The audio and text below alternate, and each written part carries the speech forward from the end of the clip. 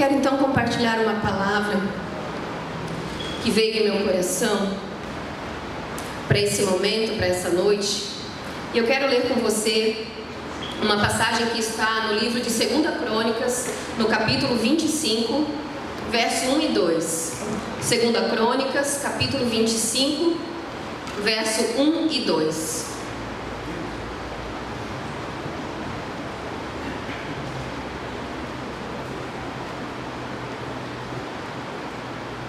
Era Amazias da idade de 25 anos, quando começou a reinar, e reinou 29 anos em Jerusalém. Sua mãe se chamava Jeoadã de Jerusalém.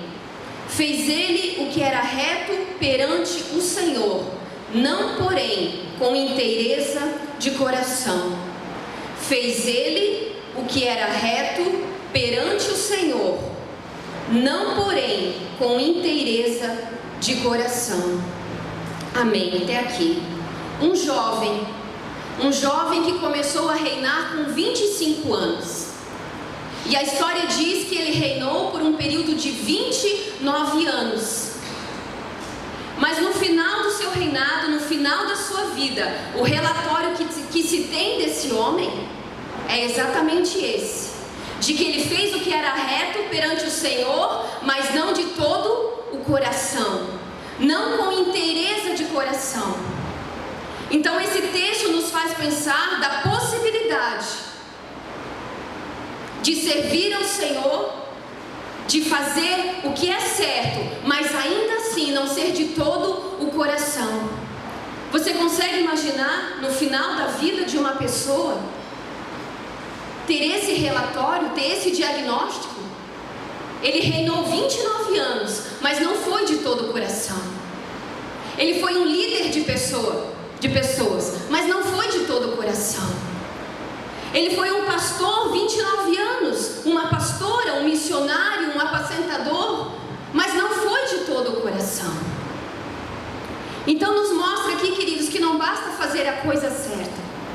Tem uma motivação, tem uma maneira de fazermos as coisas, que é o que? De todo o coração. Por isso que Paulo vai dizer aos Colossenses: tudo que fizerem, façam de todo o coração. Tudo que fizerem, façam de todo o coração. Porque o que Deus pesa, o que Deus sonda é o coração. Amém? O que Deus deseja de nós é a nossa motivação e o nosso coração inteiro para Ele. Então o título dessa mensagem é inteireza de coração. Eu não sei, eu espero que a maioria lembre, né, que integridade foi um dos valores que nós vimos no retiro, amém? Quantos lembram aí? Nós vimos lá sobre integridade. Então eu quero trabalhar um pouco em cima desse tema, inteireza de coração. E em cima desse tema, eu vou desenvolver aqui com vocês 3 pensamentos, 3 pontos. E o primeiro pensamento se chama movido pelas circunstâncias. Vamos ler 1 Samuel no capítulo 15, verso 1. Disse Samuel a Saul. Aqui, queridos, Samuel é o profeta e Saul o primeiro rei da nação. E você sabe que na velha aliança, receber uma palavra através do profeta era a voz do próprio Deus falando. Então era muito comum as pessoas buscarem no profeta, porque sabiam que era através dele que Deus se manifestava. Era através do profeta que vinham as instruções, que vinham as correções. Muitos reis, antes de irem para a guerra, consultavam o profeta para saber qual que era a vontade de Deus. Então era comum na antiga aliança a palavra de Deus se manifestar através do profeta. Então o profeta Samuel aqui está dando uma palavra para o rei Saul, que é a seguinte: enviou-me o Senhor a ungir-te rei sobre o seu povo, sobre Israel. Atenta, pois, agora às palavras do Senhor. Assim diz o Senhor dos exércitos: castigarei Amaleque pelo que fez a Israel, ter se oposto a Israel no caminho quando este subia do Egito. Vai, pois, agora e fere Amaleque e destrói totalmente. Vamos dizer junto essa palavra totalmente? Totalmente. E destrói totalmente a tudo que tiver, e nada lhe poupes. Porém matarás homem e mulher, meninos e crianças de peito, bois e ovelhas, camelos e jumentos. Então a gente vê aqui Deus dando uma instrução para Saul, e uma instrução muito clara, bem definida. A ordem era essa: vai aquele povo inimigo e destrói tudo. Essa era a instrução de Deus para a vida de Saul. Ele, como rei, ele deveria de ir até aquela nação inimiga e exterminar todos, totalmente. E a história continua no verso 7 assim: então feriu Saul os amalequitas, desde Avilá até chegar a Sur, que está defronte do Egito. Tomou vivo a Agag, rei dos amalequitas, porém a todo o povo destruiu a fio de espada. E Saul e o povo pouparam Agag, e o melhor das ovelhas e dos bois, e os animais gordos e os cordeiros, e o melhor que havia, e não os quiseram destruir totalmente. Porém toda coisa vil e desprezível destruíram. Então veio a palavra do Senhor a Samuel dizendo: arrependo-me de haver constituído Saul rei, porquanto deixou de me seguir e não executou as minhas palavras.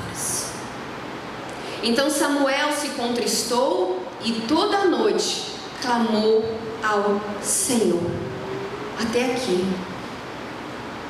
Veja que a instrução que Deus havia dado para o rei Saul era muito clara, era muito definida.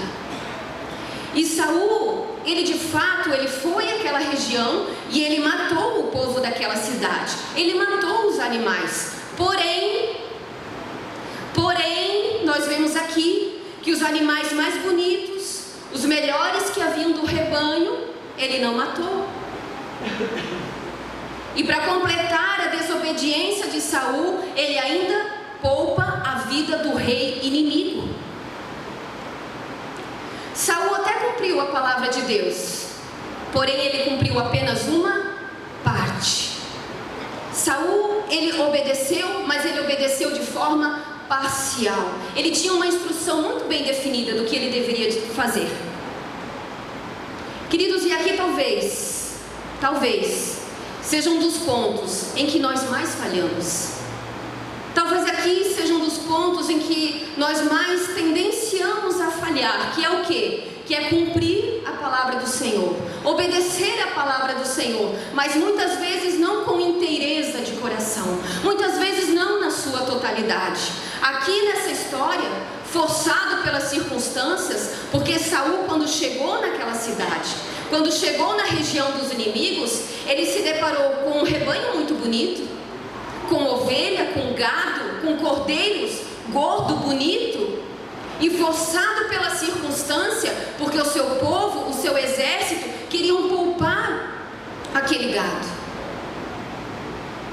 E ele, movido por aquelas vozes, movido por aqueles conselhos, movido por aquele alvoroço, ele teve uma ideia. Esse gado aqui, essas ovelhas, isso é muito bonito para a gente matar. É muito gordo, muito viçoso. Eu tenho uma ideia, vamos poupá-los. A gente pode até levar como um troféu da nossa vitória. E mais, vamos poupar a vida do rei Agag. Movido por essa circunstância, movido por vozes, movido por conselhos. Veja que Saul estava tão cego, ele estava tão convencido que aquilo que ele estava fazendo estava certo. Mas Deus foi tão claro com a instrução. Ele sabia o que ele tinha que fazer, ele sabia a palavra que Deus havia dado para ele. Mas ele estava tão convencido de que se ele fizesse apenas uma parte, não teria problema nenhum. Não tem problema se a gente modificar um pouco o plano do Senhor. Não tem problema se a gente fizer uma alteração na palavra. Não tem problema. E às vezes nós somos exatamente assim. Nós nos convencemos alterar a palavra, modificar uma instrução de Deus para a nossa vida. Não é tão grave assim. E muitas vezes agimos assim, queridos. Queremos fazer do nosso jeito. Vamos modificar um pouco. Vamos poupar o rei. Vamos poupar esse gado bonito. Vamos levar o melhor desse rebanho. E circunstâncias vêm nas nossas vidas para provar o nosso coração, para revelar o que está no nosso coração. Nós temos a palavra, nós sabemos o que é certo, nós sabemos o que agrada a Deus, mas muitas vezes nós estamos modificando, alterando, tornando confortável para nós, ajustando conforme o nosso gosto, conforme o nosso jeito, e não estamos sendo inteiros, não estamos sendo íntegros naquilo que Deus espera de nós. Saul tinha a palavra, tinha a instrução muito clara, mas movido pelas circunstâncias, ele resolveu alterar, ele resolveu fazer do jeito dele. Não é assim, queridos. Deus não quer que a gente venha fazer pela metade. Deus não quer que a gente altere a palavra dele. Ele não quer que a gente modifique para tirar vantagem em alguma coisa, para ficar favorável para nós em alguma coisa. Não é assim. Não é assim. Um homem que não foi íntegro, não foi completo. E a nossa tendência natural é pensar assim: poxa, mas só por causa disso? Isso é tão pequeno. Afinal de contas, ele foi tão corajoso, ele se levantou e ele foi até aquele exército, ele exterminou uma boa parte daquele povo. E a gente pensa assim: só por causa disso? Mas aos olhos do Senhor, o Senhor disse: eu me arrependo de ter constituído Saul. Por quê? Porque ele deixou de me seguir. É isso o que Deus diz dessa situação. É isso aos olhos de Deus que é essa situação. Eu me arrependo de ter constituído Saul. E às vezes a gente acha que não é tão grave assim, alterar um pouco, modificar um pouco aquilo que Deus está exigindo e esperando de nós. Queremos dar o nosso jeito, queremos nos amoldar em algumas coisas. No verso 27, essa história diz assim: virando-se Samuel para ir embora, Saul, num desespero, ele segurou a orla do manto desse profeta, porque o Senhor tinha revelado para esse profeta aquilo que Saul tinha feito. Ele escutou o balido das ovelhas, ele escutou aqueles animais que ele havia poupado. E Saul então, num desespero, segura nas vestes, na orla da veste daquele profeta. E a palavra diz assim: Saul segurou pela orla do manto e este se rasgou. Então Samuel lhe disse: o Senhor rasgou hoje de ti o reino de Israel e te deu ao teu próximo, que é melhor do que tu. Aos nossos olhos, muitas vezes, fazer de qualquer maneira, fazer pela metade, fazer do nosso jeito, às vezes parece que não é tão grave, mas aos olhos do Senhor, hoje o teu reino será rasgado de ti. Parcialidade para Deus, queridos, é como nada. Deus não quer um coração dividido. Deus não quer as coisas pela metade. Deus deseja de nós um coração inteiro, integridade, inteiros, inteireza de coração. Ele deixou de seguir a palavra do Senhor. Saul preferiu atender à expectativa das pessoas. Vamos poupar, esse gado é muito bonito, esse gado é muito viçoso, isso pode nos render, na verdade vamos sacrificar isso aqui para o Senhor. Então ele preferiu atender à expectativa das pessoas do que propriamente a expectativa daquilo que Deus tinha para a vida dele. Ser influenciado, guiado pelas circunstâncias, pode ser um inimigo da nossa integridade, pode ser um inimigo de termos para Deus um coração inteiro. Amém, queridos? inteireza de coração. Então, o primeiro ponto, movido pelas circunstâncias. E agora o segundo ponto está em Tiago, no capítulo 4, verso 4 e 5.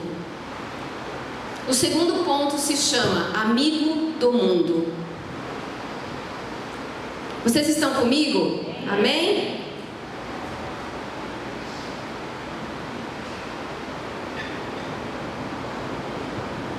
Então a gente viu que ser movido pelas circunstâncias e pelas situações, isso pode ser um inimigo muito perigoso para a nossa integridade. E agora aqui em Tiago, amigo do mundo, também é um inimigo da nossa integridade. A palavra de Deus diz assim: adúlteros e adúlteras, não sabeis vós que a amizade do mundo é inimizade contra Deus? Portanto, qualquer que quiser ser amigo do mundo, constitui-se inimigo de Deus. Ou cuidai vós, em que em vão diz a Escritura, que o Espírito que em nós habita tem ciúmes? Eu quero ler a parte B do verso 4 mais uma vez. Portanto, qualquer que quiser ser amigo do mundo, constitui-se inimigo de Deus. Às vezes as pessoas entendem errado esta passagem, porque a Bíblia não está dizendo que nós não podemos ter amizade com as pessoas fora da igreja. Não é isso que a Bíblia está dizendo, que nós não podemos ter convívio, ou nos relacionar, ou ter amigos que não professam a nossa fé. Não é isso que Tiago está falando. Quando Tiago traz essa advertência para a igreja e para os cristãos, de não sermos amigos do mundo, ele está falando de não sermos seduzidos pelas coisas do mundo, de não nos enredarmos com os pensamentos do mundo. Não é para os cristãos tomarem a forma do mundo, pensarem, agirem e responderem como o mundo responde. É isso que a Bíblia está falando. Quem tem essa afeição com as coisas do mundo, aí sim se torna um inimigo de Deus. Quem se afeiçoa como o mundo caminha, quem se afeiçoa com a forma como o mundo pensa, esse se torna inimigo de Deus. Essa é uma advertência para nós, queridos. Ou seja, não tem como misturar. Não tem como misturar a mentalidade do reino, o padrão do reino, o formato do reino com a mentalidade do mundo. Não tem como, é uma coisa que não fica homogêneo. Não pode misturar. Lembrando que o nosso tema é inteireza de coração. Então nós não podemos misturar as coisas do mundo com as coisas desse reino. Nós não podemos diluir a palavra. Ou é ou não é. Ou é ou não é. Não tem como pegar as coisas do mundo e querer aplicar na nossa vida. Nos tornamos assim inimigos de Deus. Quer ver como nós misturamos? Quando eu seleciono algumas coisas da palavra, quando eu seleciono algumas coisas da palavra e vou adequar a minha vida a essas algumas coisas. Mas Deus não quer algumas coisas, Deus quer a totalidade. O Senhor está dizendo que não é para a gente poupar um pouco do gado. O Senhor está dizendo que não é para a gente poupar o rei. É para a gente cumprir a sua palavra no todo, na sua totalidade. Aleluia! Na sua totalidade. E muitas vezes nos comportamos assim. Nós selecionamos algumas coisas. Quer ver? Senhor, nas minhas finanças, o Senhor pode mexer. Nas minhas finanças o Senhor pode acertar, pode consertar. Afinal de contas eu quero um bom trabalho, eu quero uma boa escola para os meus filhos, eu quero paz na minha casa. O Senhor pode mexer. Agora, nessa mágoa que eu tenho com determinada pessoa, não, aqui eu não quero que mexa. Ou seja, nós reconhecemos Deus em algumas partes, mas em outras partes nós não reconhecemos. Nós selecionamos aquilo que nos convém, selecionamos aquilo que nos agrada. Em algumas áreas nós permitimos Deus mexer, mas em outras áreas nós não queremos que Ele mexa. E muitas vezes temos exatamente esse comportamento. Nós queremos as bênçãos da prosperidade. Nós queremos que o Senhor trabalhe em algumas áreas da nossa vida, mas em outras não permitimos Ele mexer. E às vezes nós achamos que porque estamos acertando em algumas áreas, não precisamos corrigir outras. Eu digo para você que não é assim, queridos. Não é porque nós estamos acertando em algumas coisas, nós não precisamos corrigir as outras. Não é porque Saul matou boa parte do povo, que a outra parte não teria problema nenhum se ficasse daquele jeito. Não é assim, queridos. Deus deseja a totalidade. Deus deseja que a gente venha cumprir na sua totalidade, sermos inteiros, sermos íntegros, não selecionar o que é bom para mim, o que é favorável para mim. Não é assim. Não é porque está dando certo numa área, está favorável nesta área, que eu não preciso deixar a palavra, o Espírito Santo agir em outras na minha vida. Precisamos entregar toda a nossa vida, todo o nosso coração. Amigos do mundo constituem-se inimigos de Deus. Quer ver outro exemplo, como a gente dissolve a palavra, como a gente dilui a palavra? Para muitos hoje, falar de igreja é você adorar Deus em casa. Vamos fazer um cultinho lá em casa, vamos fazer um louvorzinho lá em casa. Tá bom, é mais confortável também. Mas não é assim que Deus estabeleceu. O que diz a palavra sobre isso? Mas estão se amoldando com pensamentos do mundo. Deus estabeleceu que eu e você precisamos uns dos outros, que nós precisamos congregar, que nós dependemos uns dos outros, que é para termos comunhão. Foi isso que Deus estabeleceu. Então não dissolva a palavra, não diminua a palavra. Aleluia. Vir aos cultos, que seja de todo o coração, não seja por peso, não seja por obrigação, mas venha de todo o coração. Na verdade, o culto nós já preparamos lá na nossa casa. Quando eu descanso à tarde, quando eu preparo o meu dia, eu já estou me preparando para o culto, para não chegar aqui cansado, não chegar aqui afobado, distraído e não receber o que Deus tem. Então o nosso culto, na verdade, já começa lá em casa. Aleluia, aleluia, um coração inteiro para Deus. Deus não quer parcialidade. E deixa eu falar algo para você aqui. Pequenas exceções que fazemos nos levam a grandes desvios. Isso é muito sério. Pequenos passos nos levam ao erro. Você sabia disso? Que ninguém acorda num belo dia dizendo assim, decidido, hoje eu vou errar. Hoje eu vou cometer aquele erro. Não é assim que funciona. São pequenos passos, pequenas concessões que nós vamos abrindo, e isso vai nos levando a um grande erro. Deixa eu fazer uma ilustração aqui para você. É só um exemplo. Eu quero que você imagine quando você recebeu o Senhor Jesus, no início da sua conversão, lá no início do seu processo de conversão. Aí vamos supor que lá você estava numa roda conversando com amigos, seja no trabalho, enfim, e naquela rodinha ali de amigos começaram a falar mal do chefe, começaram a falar mal ali da liderança.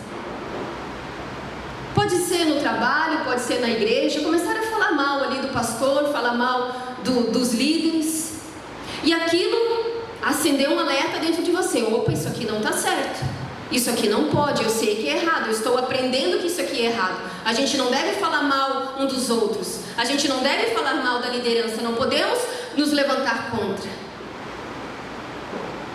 Só que aí em outro momento, uma nova conversa sobre essa, e você está ali de novo. Não saiu, não falou nada e ficou ali ouvindo. E aquilo vai se repetindo uma vez e outra, e você fica ali naquela rodinha, escutando as pessoas falando mal umas das outras. E o que vai acontecer? Aquilo que incomodava você lá no começo, que para você era inadmissível, com o passar do tempo, aquilo ficou tão comum, ficou tão normal, que hoje você consegue ficar tranquilamente numa rodinha de pessoas, falando mal um dos outros. Pequenos passos, pequenas aberturas, pequenas concessões que nós damos, elas se tornam grandes erros na nossa vida. Então não é do dia para a noite que se faz amizade com o mundo, não é do dia para a noite que nos amoldamos com essas coisas. São pequenas concessões que nós fazemos. E ao longo do tempo nós nos acostumamos, nos amoldamos. Não é tão grave assim. Apenas algumas ovelhas que eu vou poupar. Está tão bonito esse rebanho aqui, não é tão grave assim. Não tem problema modificar um pouco a palavra. Não é assim, queridos, porque Deus não mudou. A palavra do Senhor não mudou. Os princípios não mudaram. Aleluia! A amizade com as coisas do mundo se torna um inimigo da nossa integridade. Ele espera de nós totalidade. Aleluia! E eu agora então vou para o último ponto, o último pensamento em cima desse tema. E ainda no livro de Tiago, eu quero ler o verso 25. E o título desse pensamento, desse terceiro ponto é inteireza de coração. Tiago 1,25 diz assim: mas aquele que considera atentamente na lei perfeita, lei da liberdade, e nela persevera, não sendo ouvinte negligente, mas operoso praticante, esse será bem-aventurado no que realizar. Aleluia! Vamos ler essa última frase aqui. Esse será bem-aventurado no que realizar. Não sendo um ouvinte negligente, mas um operoso praticante da palavra. Ou seja, o importante sobre a palavra de Deus não é o quanto nós conhecemos, não é o quanto nós sabemos da palavra de Deus, mas o quanto nós praticamos. O quanto essa palavra ela é vida em mim. O quanto essa palavra revelada na minha vida me transforma. Não é o quanto eu sei, não é o quanto eu ouço, é o quanto eu permito essa palavra transformar, agir sobre a minha vida. O que Tiago está falando não é para sermos ouvintes negligentes, mas um operoso praticante, para praticarmos a palavra. Veja que Saul, ele foi um homem escolhido por Deus. De certa maneira ele foi bem sucedido, porque ele reinou praticamente 40 anos sobre a nação. Mas a sua vida foi sem direção. A sua vida foi na força do seu braço. A sua força foi pelos seus próprios instintos, pelas suas próprias verdades. Saul cometeu muitos erros. Ele obedeceu de forma parcial ao Senhor. Ele não cumpriu o propósito. Ele escutou a palavra, ouviu a palavra e não cumpriu. Quando um soldado recebe uma ordem e ele decide não reagir a esse comando, o que acontece com o soldado? Ele sofre as consequências, não sofre? Ele é punido. Então o soldado não pode ouvir uma instrução, ouvir uma ordem e dizer que não ouviu. Não, ele sabe que ele precisa cumprir aquilo. A palavra de Deus também funciona assim em nós. Nós ouvimos a verdade e não podemos negar que nós ouvimos a verdade. Nós recebemos o conhecimento, a revelação, mas não podemos viver de uma forma a negar isso. E esse versículo diz que porque ela é a lei da liberdade. Essa palavra é a lei perfeita, é a lei da liberdade. Ela não nos escraviza, ela não nos oprime, não. Ela gera em nós liberdade, ela gera em nós vida, sabedoria, discernimento, alegria, conhecimento. É a lei da liberdade.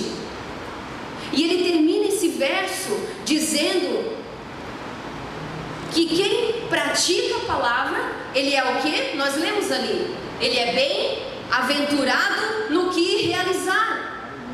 Praticar a palavra de Deus, cumprir a palavra, nos coloca nessa posição de sermos bem-aventurados naquilo que nós realizamos.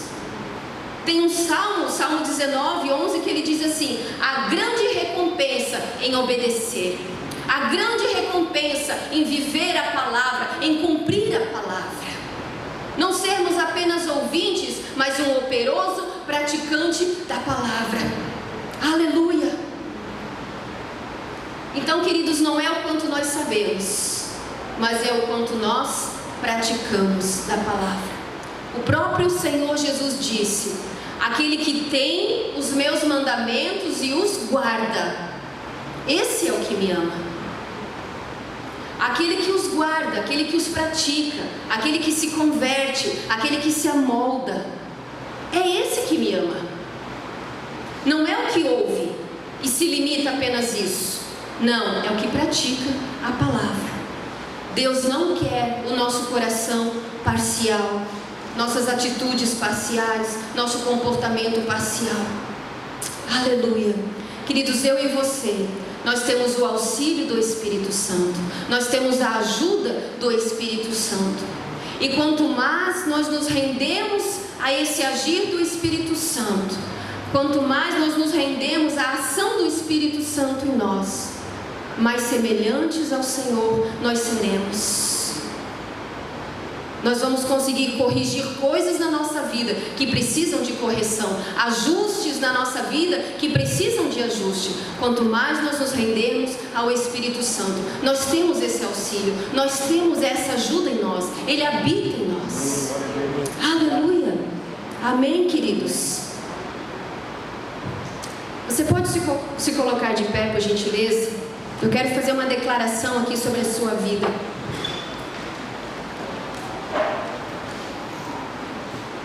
Você recebe essa palavra? Amém. Deus seja louvado.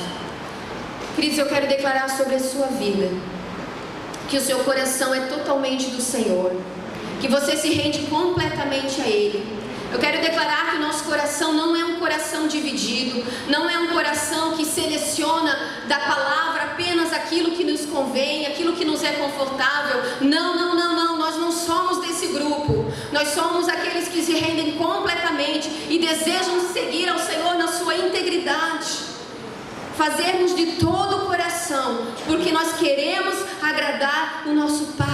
Eu declaro sobre você a luz da palavra brilhando sobre o seu entendimento, o Senhor alcançando todas as áreas da sua vida, da sua casa, da sua família, o seu coração totalmente dele, a sua vida totalmente dele. Eu declaro isso sobre você, em o nome de Cristo Jesus.